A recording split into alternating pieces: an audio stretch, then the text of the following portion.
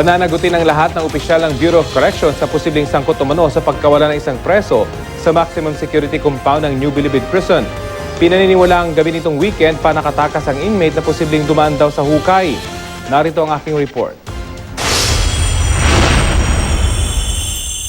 Itinuturing ng takas ni New Bilibid Prison Superintendent Richard Schwarzkopf ang isa sa kanilang presong nawawala.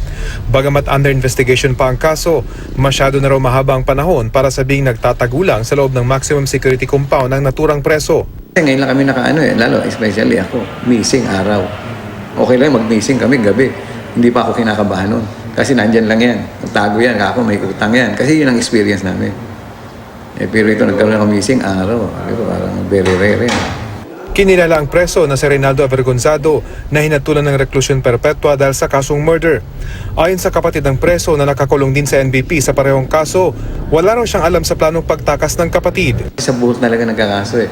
Tapos tinignan ko ang profile niya, wala talagang address sa Maynila. Tinanong ko rin yung kapatid, may kamag-anak ba kayo rito? Wala silang kilalang anak. Doon nga lang daw sila nakarating dito nang magkakaso sila ro.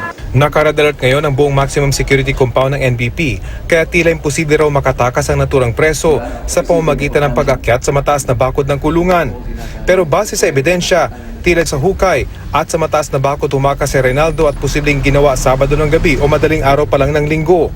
Kaya nagbaba tayo ng memorandum against those corrections officer to explain bakit hindi nagkaroon ng joint physical head count. At the same time, reported sa operation center namin, all accounted for. 2011 na itala ang huling insidente ng pagtakas mula dito sa maximum security compound ng New Bilibid Prisons.